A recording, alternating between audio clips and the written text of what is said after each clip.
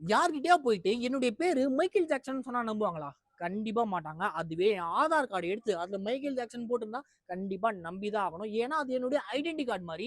இதே கான்செப்ட் தான் இன்டர்நெட்ல செக்யூரிட்டிக்காக இம்ப்ளிமெண்ட் பண்ணியிருப்பாங்க. அது எப்படின்னு சொல்றேன். இந்த வீடியோவ ஃபுல்லா பாருங்க.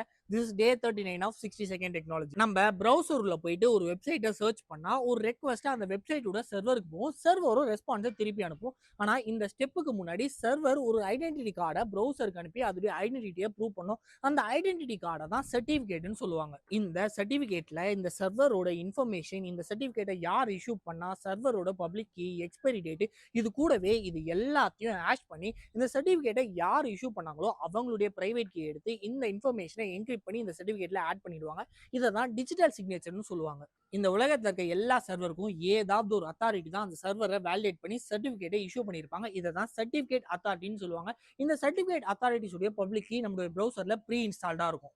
இப்போ சர்வர் அதோட சர்டிபிகேட்டை அனுப்புனதும் அந்த சர்வர்ல இருக்க இஷ்யூவர் நேம் வச்சு அந்த இஷ்யூவருடைய பப்ளிக் கீ எடுத்து அந்த டிஜிட்டல் சிக்னேச்சரை டீக்ரிப்ட் பண்ணி அதை வெரிஃபை பண்ணிட்டு இந்த சர்டிபிகேட் அத்தாரிட்டி தான் இந்த சர்வருக்கு இஷ்யூ பண்ணியிருக்குன்றத புரிஞ்சுக்கிட்டு இனிமே அந்த சர்வரை நம்ப ஆரம்பிக்கும். இந்த கான்செப்ட் உங்களுக்கு புரிஞ்சிருந்தா எல்லாருக்கும் ஷேர் பண்ணுங்க. Happy learning.